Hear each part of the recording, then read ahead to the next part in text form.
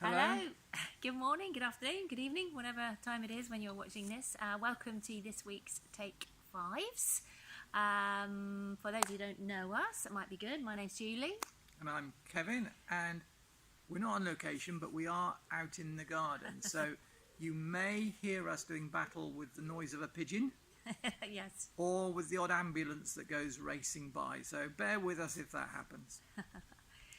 And this week we are looking at Matthew. Now, if you remember, we did a whole chunk of Matthew way back in March. And Did we?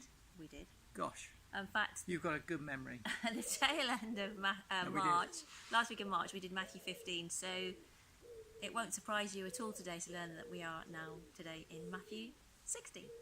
And we're going to follow through and do the next 3 weeks to complete the book of Matthew, taking us right up to chapter 28 and the end of Matthew. So that's our theme for the next 3 weeks. And we're kicking off, like Julie says, in chapter 16. Yes, we are in chapter 16. Now, there's loads going on in all of these chapters. Far too much for us to cover. We'd be here quite a long time if we were to go through it all. So we're just going to pick 38. Yeah, we're just going to pick a little chunk out of each chapter every day. And today we are going to look at the heading says the demand for a sign. It's that first piece in Matthew 16. Yeah, it's the opening few verses of chapter 16.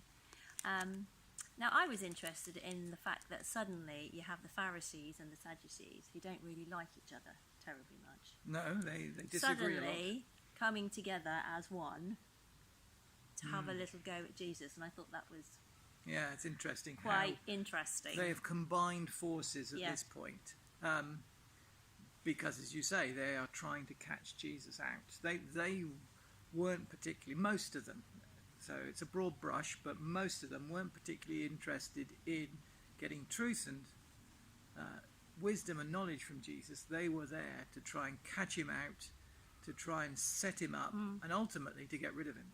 Yes, and it's just really interesting how they keep asking him for a sign, and Jesus has done all these miracles, Yes. which they're taking absolutely no notice of at all, apparently. But I noticed something really interesting, because it says, by asking him to show them, him being Jesus, a sign from heaven.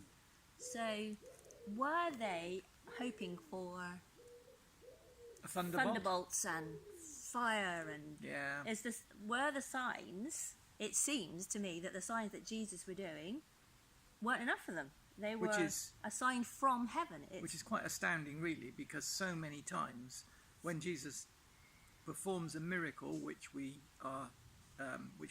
in the Bible are signs, the people are astonished. Yes, and Jesus did some amazing things. It wasn't like the things he did were kind of trivial. Yes. But they weren't enough. I was just interested in the from heaven bit. That what was it they were hoping for? For Jesus to show them. Maybe they weren't. Maybe they were hoping just that he wouldn't Yes. do it, and they could say, "So you're not really who you claim to be." Yes, yeah. Either way, they think they can catch him out. Yeah. But what is also interesting is that Jesus talks about the sign of Jonah, and this is something that we can look at and go into in depth, because Jonah's a story in the Old Testament, a piece of history where Jonah gets swallowed by a big fish and disappears for 3 days. And Jesus talks about this as well. He's already mentioned this in Matthew 12. Yes. But he actually talked about the 3-day thing, in that he elaborated a little bit more in Matthew 12 than he does actually in this bit, where he just says, what does he say? I'll give you nothing except the sign of Jonah. Yeah. And there are so many examples in the Old Testament of